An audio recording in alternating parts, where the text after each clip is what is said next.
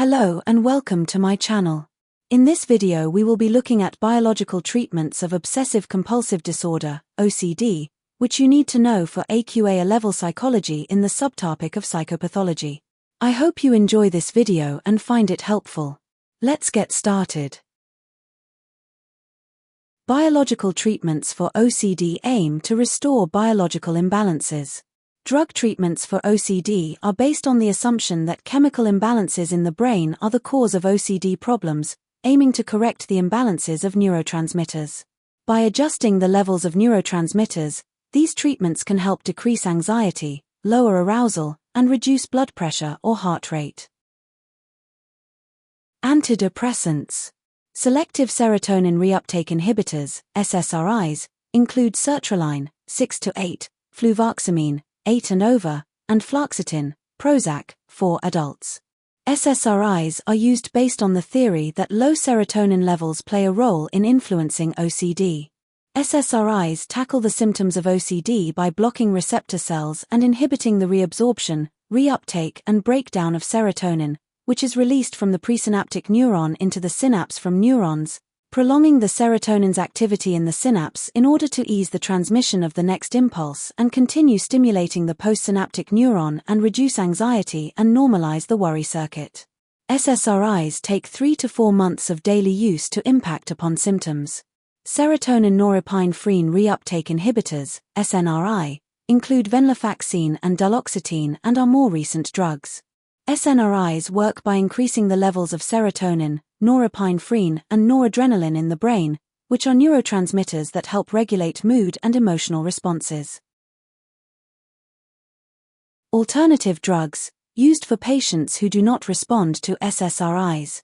Tricyclics block the transportation mechanism that reabsorbs both serotonin and noradrenaline into the presynaptic cell after firing, prolonging their activity, however, have more severe side effects.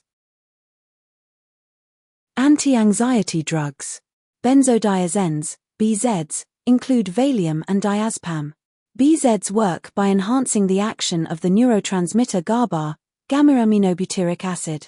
GABA lock onto GABA receptors and tell the neurons in the central nervous system to slow down and stop firing, and around 40% of the neurons in the brain respond to GABA. This means that BZs have a general quietening influence on the brain and consequently reducing anxiety and enhance relaxation, which is experienced as a result of the obsessive thoughts. Antipsychotic drugs, used for patients who have negative side effects from SSRIs. Risperidone is prescribed if OCD symptoms do not improve with SSRIs.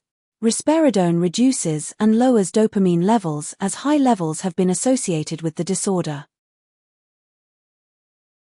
There are several strengths and limitations of biological treatments of OCD. A strength of drug therapies as a biological treatment of OCD is that there is research to support the effectiveness of drug treatments. Sumro et al., 2008, reviewed randomized drug trial studies comparing the effectiveness of SSRIs to placebos, a drug with no pharmacological value.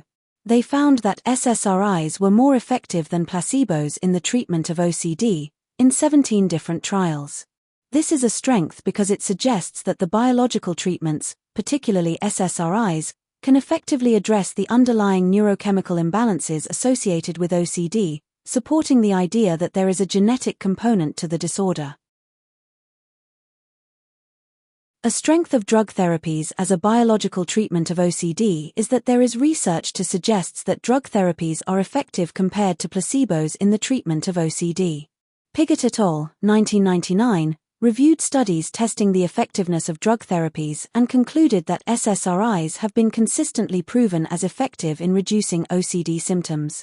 This is a strength because it suggests that drug therapies like SSRIs can significantly alleviate the symptoms of OCD, providing a reliable treatment option that is supported by extensive research, which enhances confidence in their use for those affected by the disorder. A strength of drug therapies as a biological treatment of OCD is that drugs are time and cost-effective and useful to the public health system.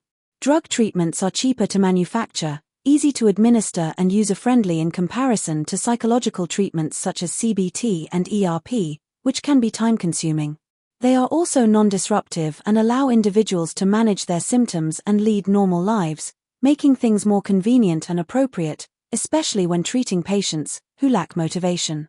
This is a strength because it suggests that drug therapies can offer a practical solution for those with OCD, allowing them to manage their symptoms effectively without the need for extensive time commitments or resources that psychological treatments often require. A limitation of drug therapies as a biological treatment of OCD is that there is research to suggest that other treatments may be more effective.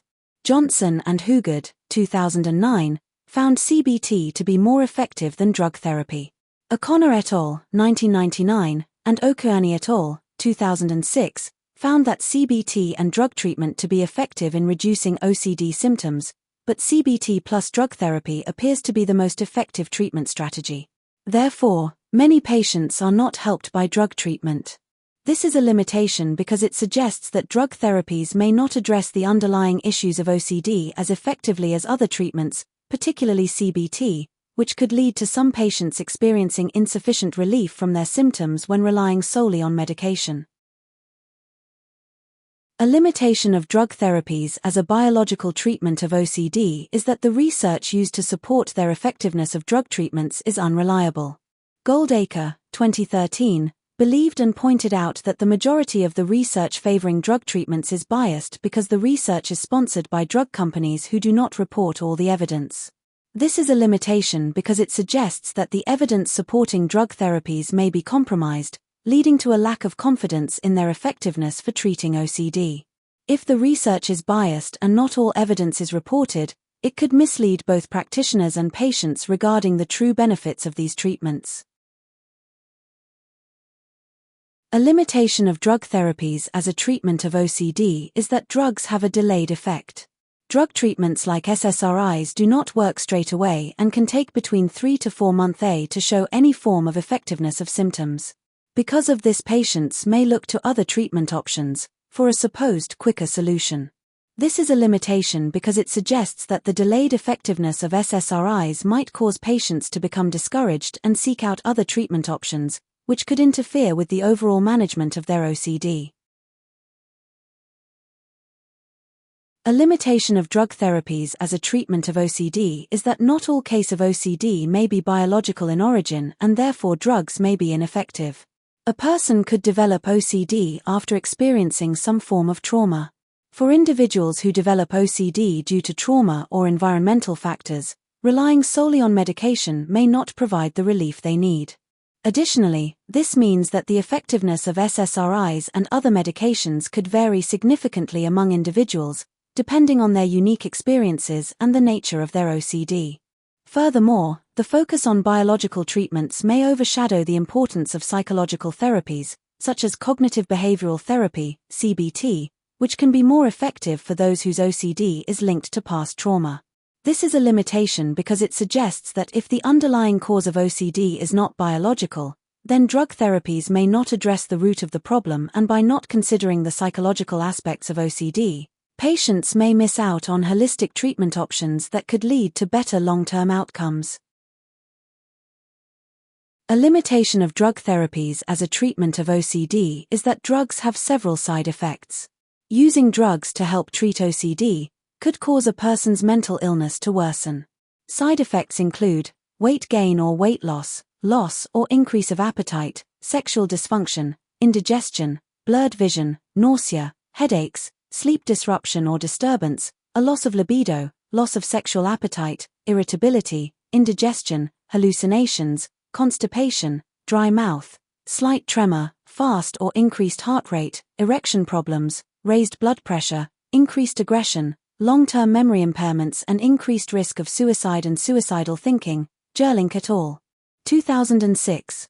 Although most side effects are temporary, these side effects diminish and reduce the effectiveness of drug treatments, as patients will often stop taking medication if they experience any of these side effects. This is a limitation because it suggests that the potential benefits of drug therapies may be outweighed by the risks and side effects, particularly for individuals who experience severe or persistent side effects. A limitation of drug therapies as a treatment of OCD is that drugs treatments have been criticized for treating the symptoms of the disorder and not the cause. SSRIs only reduce anxiety and alleviate the symptoms of OCD, they do not treat the underlying cause or cure OCD. This makes them inappropriate as they may simply mask the symptoms of a biological disorder. Furthermore, once a patient stops taking the drug, they are prone to relapse, suggesting that psychological treatments may be more effective as a long-term solution.